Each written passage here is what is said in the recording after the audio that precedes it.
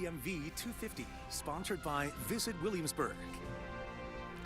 Many of you have family heirlooms, including dinnerware that's been passed down from generation to generation.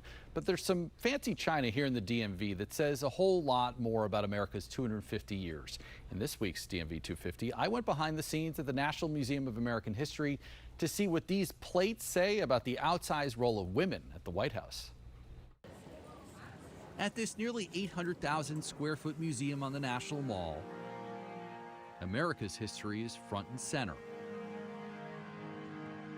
Sometimes hidden in this history are women.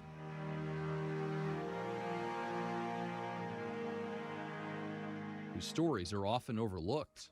Women in this time period have a quieter, closed door, behind the scenes role in politics. Those roles are on display here at the National Museum of American History in the First Lady's exhibit.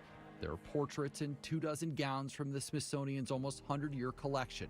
A special section highlights the roles played by Lady Bird Johnson, Edith Roosevelt, Mary Lincoln, and Dolly Madison. The Smithsonian, we tend to think of First Lady as being not necessarily, it's not really about your marital status. Yeah. It's about a job. Lisa Kathleen Grady is the museum's curator of political history. Everything from political campaigns to women's suffrage and women's rights to protest and reform. We got a behind-the-scenes look at some of the exhibit's most prized artifacts. These are pieces of White House china. There are conscious choices to the style in which you entertain, everything from the china service to the food that you serve. Not only is it fashionable for the time period, but it's chosen to give an impression of that particular presidency. These are part of Abigail Adams's china collection. It's just a wonderful blue floral sprig. It's popular at the time, but it also speaks to the informality of the Adams. They're very New England, and so they're not pretentious in how they entertain. Back then, if you wanted to entertain with men and women in the same room, you had to have a hostess. This job was and still is one of the most fundamental roles of the First Lady. I think it also shows the soft political side of the presidency, of being the First Lady, of running a country, because you stand up, you make law, you issue orders, you legislate, you debate in Congress, but a lot of the work is done in informal channels of people being able to talk to each other and communicate. These plates were chosen by First Lady Dolly Madison.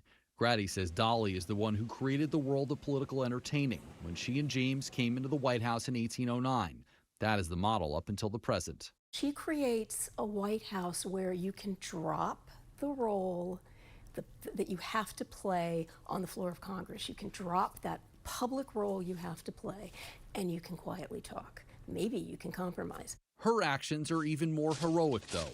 When British forces invaded Washington and burned the White House in 1814, she was forced to leave. But before leaving, she directed enslaved and free workers to ensure a portrait of George Washington was carried away to safety. She's not going to be terrified. She's not going to run. She's going to be able to manage and control and do what she needs to do, as are the servants in the house, as are the enslaved workers in the house. What does this stuff say about how we got here? The decoration of the White House in general showed the moves through democracy. This is what women and soft diplomacy and soft power bring to the White House in a time where they're not expected publicly to have any power.